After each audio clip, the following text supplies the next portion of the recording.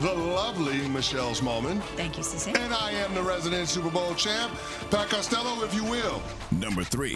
LeBron James picks up his $52.6 million option for this upcoming season. The deadline for the decision was yesterday, and what's notable is that there are no guarantees about what comes after year 23 for the King.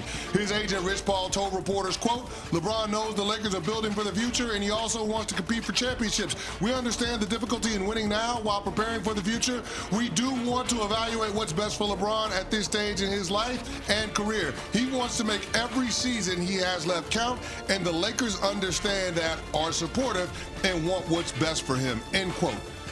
Paraphrasing here, essentially, the Los Angeles Lakers and LeBron James are both half pregnant. Not quite sure how the Lakers become a contender with the situation that they have right now. Rob Pelinka put it this way: you've got the 3 pillars of Luka, LeBron, and Austin Reeves. I don't know how they win a title with that group as their core. Dorian Finney-Smith declined his player option, is being pursued in free agency by multiple teams, including the Rockets.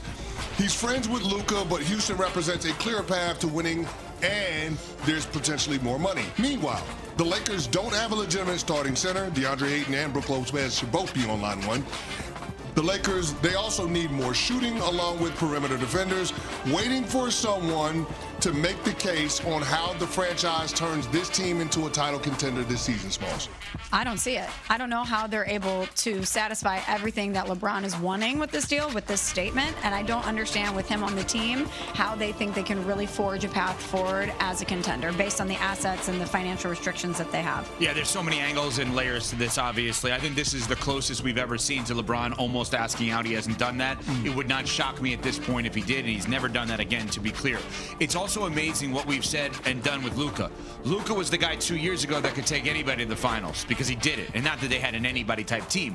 But now we're looking at Luka and LeBron as a team that is not constituted and ready to go to make a finals run, which is wild to me considering the names on that team, those 2 names, Luka and LeBron.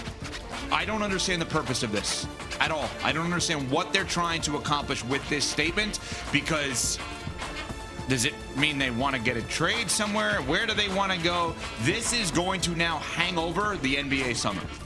Every move the Lakers make now is, does LeBron like it? And the counterpoint is, does it matter? Does it matter? Yeah. Why should the Lakers care? There's a large part of me that believes the Los Angeles Lakers would love LeBron James to ask out. Yeah, I mean, I don't know if they want him to ask out. I think the Los Angeles Lakers are content where they're at. They're going to develop their young players. They're not going to make a move in the interest of doing what's in the best interest of LeBron James. They're only going to make a move in doing what's in the best interest of Luka Doncic long term. And that's the first time LeBron has ever been in that situation his entire career. In 20-plus years, he's never not been the best player on the team or the focal point of now and later. And now he's not. Yeah, LeBron James, now and later. Interesting. Next. Number 2. Speaking of LeBron James, the team that he started his NBA career with, the Cleveland Cavaliers. They trade for Lonzo Ball. The Bulls get back forward Isaac Okoro in the rare player-for-player swap. If Ball can stay healthy, the move gives Cleveland a backup point guard that provides more of a defensive presence in the backcourt, while also hedging against the loss of free agent Ty Jerome and the toe injury of all-star guard Darius Garland. The caveat of health makes this a huge gamble for the Cavs, but one that they had to make. Cleveland is $21.6 million over the second apron, which currently puts their tax bill at $92 million. The new rules around the luxury tax shortens teams' windows to compete for titles. Cleveland is currently scheduled to have the league's highest payroll, which means they have to improve within the margins, and the only way to extend the runway for a competitive core is to hit on all your draft picks, mid-level exception, and the occasional boomer bust acquisition.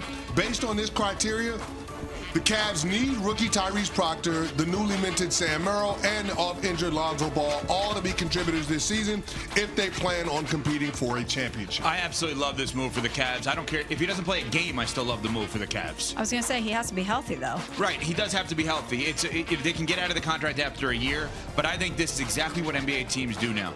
It's no more specialists. Yep. You need high-end role players. You need lottery or first-round picks as your role players, if we're looking at Oklahoma City and Indiana as the examples, all of their role guys, minus one or two, TJ McConnell was not, but minus one or two are all first-rounders or lottery picks. Lonzo Ball is great. And I'm glad Lonzo and Shedeur are in the same city now. Yeah. Take the speeding ticket and put it to the side for a second. Showmen as parents, as dads, people assume one thing. Then you actually do the homework, they're completely different. Lonzo and Shedeur are team players. Lonzo and Shedeur's teammates love them. Lonzo passes, plays defense, shoots threes. Shedeur is about efficiency when it comes to the quarterback position. He's not the best athlete like his dad was. There's going to be a lot of conversation about the dads in Cleveland and how famous they are, but the Suns are great players. So you think they're going to hang out and be like, yeah, so our dads garner a lot of attention, huh? Is that what you're saying? Maybe that is why LeBron should go back to Like, Cleveland. let's go get some drinks and talk about our dads. Like, what? Just saying. The dads of Cleveland. But you guys love Real Housewives. Maybe Jello makes a new soundtrack for the Cleveland Cavaliers. Oh, that'd be fun. Jello. The Real Dads of Cleveland. New show on Bravo. Would you guys watch that? Obviously. Yeah. So you think Primetime wants to hang out with LeVar Ball? You think that would be? Yeah. Yeah. You don't think there'll be one event where Primetime and LeVar will be at together? Oh, yeah, you don't think that Deion's going to wear big baller brand shoes? Oh, listen, the internet needs it to happen. I'm just not sure that it will. Next question I want to ask you, deep cut. Do the Cavs trade Dean Wade? You just asked me the Cavs trade Dean Wade. Yeah. They shouldn't because he doesn't make a lot of money as a contributor. Why did you ask that? Was there a catch to that? No, because I feel like they need more help on their team. Oh, I think he's good, actually. I think Dean Wade is good too. I But can't believe Dean Wade just got a shout out. No, but I mean, you do need. You did lose one of your best wing defenders. Yeah, I don't like when anyone is referred to as D Wade. That's not D Wade. No. And he was referred to as D Wade. That's bothersome to me. No, probably shouldn't do that. Next.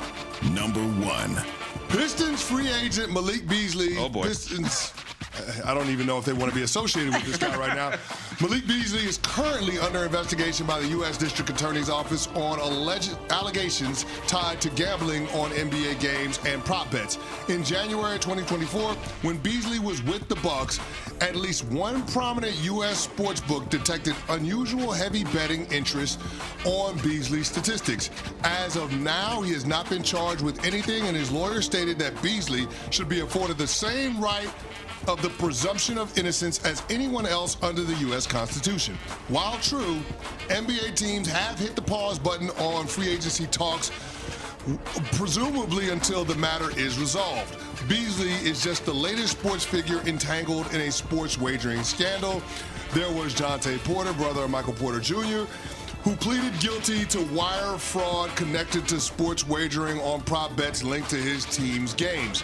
The Wall Street Journal was the first to report that Terry Rozier, guard for the Miami Heat, then with the Charlotte Hornets, was under investigation for activity related to unusual betting patterns surrounding him in a March 2023 game. Rozier has not been charged with any crime and was cleared by the NBA's internal investigation. There's also Shohei Ohtani's interpreter, Ipe Matsuara, who surrendered to federal authorities earlier this month for his 57-month sentence for bank fraud connected to embezzling millions to satisfy gambling debts to an illegal bookmaker in Southern California.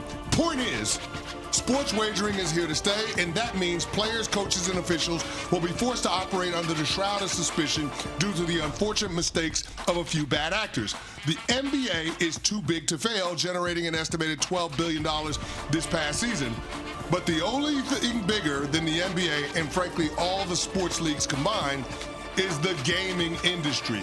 American sports wagering industry handled $150 billion in 2024, generating $13.71 billion in revenue, and it outpaces the growth of the NBA year over year.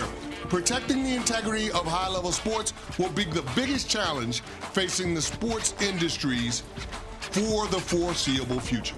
So I think every single time that we hear these kinds of situations, it's obviously not good